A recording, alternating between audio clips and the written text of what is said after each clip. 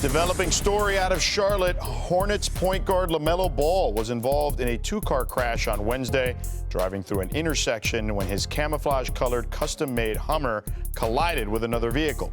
Despite the crash, Ball is not listed on the team's injury report and is expected to play tonight against the Houston Rockets. Not every star will be returning to the floor as the NBA returns tonight. Let's get the latest across the league with a little full-court press. We begin in Philadelphia, where Joel Embiid has been ruled out tonight versus the Hawks. Tim Bontemps, where do things stand with Joel?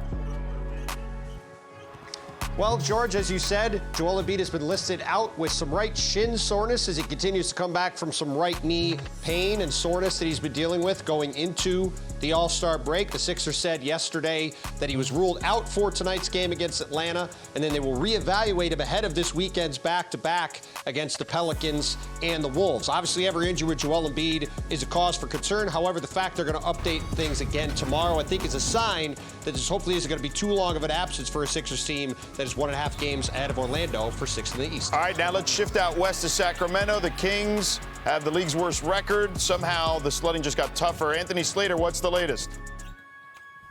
Yeah, their two highest paid players, Zach LaVine and Domantas Sabonis, both had season-ending surgery yesterday. Domantas Sabonis meniscus tear. LaVine has a tendon injury in his hand. These are two guys that were shopped around the deadline. I'd expect those conversations to begin again in the summer, but you mentioned it, 14 straight losses for the Kings. You know where this season's going towards the lottery. All right, let's end out in New York, where the Detroit Pistons will be facing the Knicks without Jalen Duren and Isaiah Stewart, not due to injury, but as they serve their suspensions for their roles in a fight against the Hornets. We now welcome in Vincent Goodwill, who's in the Big Apple for tonight's matchup. Vince, how are the Pistons approaching tonight's game without either of their formidable front court?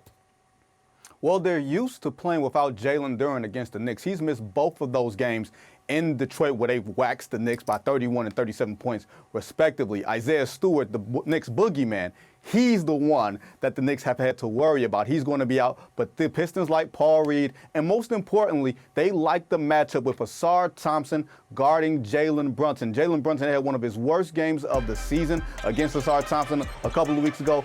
4 of 20. And remember, guys, that was a matchup that Brunson exploited during that last play in Game 6 in Detroit. It has stuck with Ausar Thompson all season long, and it's also going to be a matchup that we're going to watch if those two teams match up in the playoffs. Vinny, on the flip side, the Knicks are looking for their 11th win in their last 13 games. How can they keep it rolling against Detroit? We're just getting their starting five back together. OG Anunoby has been out for the past couple of weeks with an injury to his toe, dating back to that game against the Denver Nuggets in overtime. Karl Towns had missed the one game against Detroit due to that eye laceration. When they are whole, they are one of the absolute best teams in the NBA. When they miss a guy, it is a problem. But OG Anunoby, when you consider the Knicks having toughness, he's a guy that can create off the bounce. He can defend. He plays with size. That's a guy that they're going to need, especially against this Detroit team tonight, even though they are shorthanded. All right, Vinny, thank you so much, brother. Appreciate you. Yes, sir. The Pistons and Knicks meet for their regular season series finale tonight. And if it looks like the first two meetings, New York could be in pretty big trouble. Detroit has won the first two meetings by a combined 69 points. Holy moly. Danny and Chide, what will you guys be looking for on the floor tonight? We are coming out of All-Star break with some smoke. This is a tremendous matchup. Danny, you ready to break it down? Because you're right, it's time for New York literally to fight back. Their two losses to the Pistons combined 69 points. Now, this also is a matchup of two of the best guards in the NBA. They have two different builds, but similar styles and strategies. Check this out. When it comes to the most on-ball screens ran with the strong side corner empty, which means there's a pick and roll and the strong side corner is open, these guys lead the NBA. Plenty of picks here. We're going to start with Cade, who averages 20 and 10 so far this season. It does not matter that the double team comes. He's still going to see the open, strong side, and he's going to attack. No one rushes this man. You can see the help side defenders here to show, but it's not enough. He uses his size. This is where I say the different builds to get that fadeaway. I love that from Cade. Now, Jalen Brunson, on the other hand, probably has 6 inches less or so.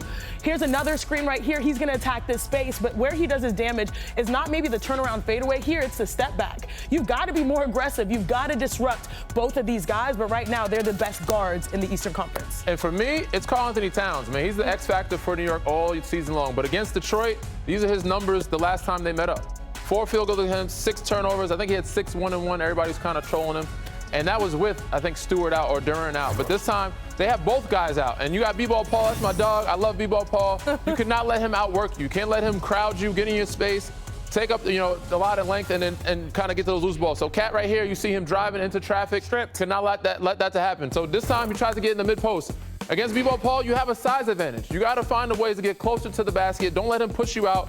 Take him down some. You got the whole court. Look at all the space here. You have a lot of room to work with. Duncan Robinson's here. He's kind of tagging. He's kind of showing a little crowd. But you have all this room to work. You got to take B-Ball Paul a little bit down, deeper in the post, and get an easy basket. You cannot allow him to push you off your spot and make you take tougher shots. So it starts and ends with Karl-Anthony Towns for this New York team when they play Detroit Pistons and everybody else. But Cat right now should take advantage. He's got to rebound, and he's got to get closer to the basket. Danny, really quick. I know it's still the regular season, but do you think that this is a must-win game for New York considering Duren is out? Absolutely. Okay. You got to make a statement at some point. You can't lose to them with their 2 defensive guns off the floor. And you know who has consistently been making statements so far this season? The team that leads the NBA with a 40-13 record, the Detroit Pistons. I know you're supposed to say basketball, but Motorcade. You get the point. Basketball. There you go. Anyway, I'll do it for you, Chip. Thank you. There you go. Wanna try to boast at what I look like. Keep them going, try to wear, I pull up all brains. Jimmy with the heat, I'm on fire. It's 88 over here,